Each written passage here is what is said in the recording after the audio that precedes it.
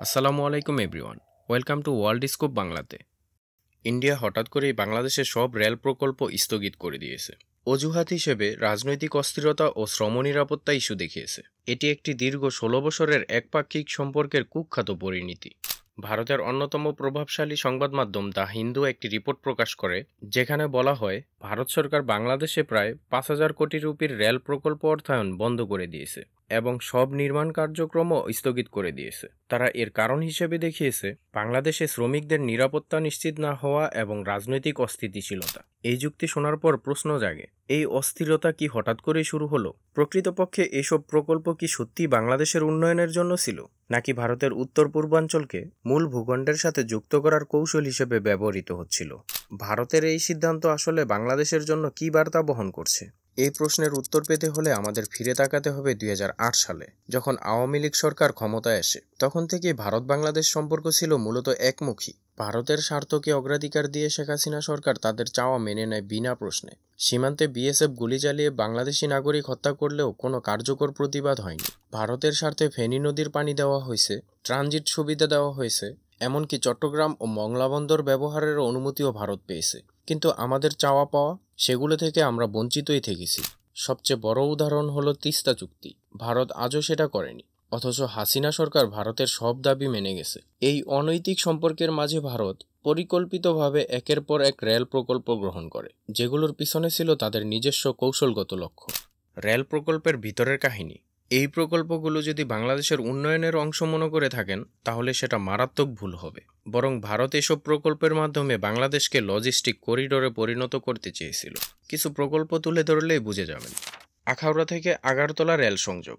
ত্রিপুরার পণ্য দ্রুত মংলা ও চট্টগ্রাম বন্দরে পাঠানোর জন্য ভারতীয় আগ্রহে এ প্রকল্প হাতে নেওয়া হয়। ভারতের এক্সিম ব্যাংকের টাকা দিয়ে নির্মিত হলেও প্রকল্পে বাংলাদেশি শ্রমিকরা ন্যায্য মজুরি পায়নি, বরং নিয়ন্ত্রণ ছিল ভারতের ঠিকাদারদের হাতেই।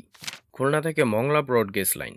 ভারতের ৩৩০০ কোটি রুপি খরচ করে মংলা বন্দর পর্যন্ত রেলপথ নির্মাণ হচ্ছিল, যাতে করে ভারত তাদের পণ্য বাংলাদেশ হয়ে নিজের ভূখণ্ডে পৌঁছাতে পারে। এতে বাংলাদেশের কী লাভ, সেটা প্রশ্ন সাপেক্ষ। ঢাকা থেকে জয়দেবপুর প্রকল্প। ভারতের আর্থিক সহায়তায় এ প্রকল্পের নাম ছিল সহযোগিতা, কিন্তু প্রকৃতপক্ষে এ অর্থসারের শর্ত এতটাই কঠিন ছিল যে প্রকল্পের গতি পুরোপুরি ভারতই নির্ধারণ করত। এছাড়া আরও ৫টি স্থানে জরিপ চলছিল নতুন রেলপথ নির্মাণের জন্য, যেগুলো বাংলাদেশকে ভারতের পণ্য পরিবহন করিডোর বানাতে সহায়তা করত। ভারতের নতুন কৌশল, বাংলাদেশকে বাইপাস করে নেপাল ভুটান রুট। এই প্রকল্পগুলো স্থগিত করার পেছনে আরেকটি বড় কারণ উঠে এসেছে দ্য হিন্দুর প্রতিবেদনে। ভারত এখন বিকল্প পথ খুঁজছে। তারা বাংলাদেশকে বাইপাস করে সরাসরি নেপাল ও ভুটান হয়ে উত্তর পূর্বাঞ্চলের সঙ্গে সংযোগের পরিকল্পনা নিচ্ছে। এজন্য প্রাথমিকভাবে ৪,০০০ কোটি রুপির প্রকল্পের সম্ভাব্যতা যাচাই শুরু করেছে তারা। প্রস্তাবিত নতুন রুটগুলো হলো বিরাটনগর থেকে নিউমাল রেল সংযোগ, গালগালিয়া থেকে ভদ্রপুর রুট, নেপাল আর ভুটান। এটা পশ্চিমবঙ্গের নতুন ১৭০ কিলোমিটার রেল লাইন। বিহার ও উত্তরপ্রদেশে রেল লাইন সম্প্রসারণ হবে। ভারতের এই কৌশলই প্রমাণ করে তারা এখন আর বাংলাদেশকে দীর্ঘমেয়াদে নির্ভরযোগ্য অংশীদার হিসেবে দেখছে না। কারণ তারা বুঝে গেছে ১৪ থেকে ১৬ বছর শেখ হাসিনা সরকারের মাধ্যমে যতটা সুবিধা পেয়েছে তারা তা আর ভবিষ্যতে নাও পেতে পারে। বাংলাদেশে ভারত বিরোধী মনোভাব বেড়েই চলেছে। সাধারণ মানুষের মনে এখন পরিবর্তন এসেছে। একসময় ভারতকে বন্ধু ভাবলেও বর্তমানে সেটা প্রশ্নবিদ্ধ।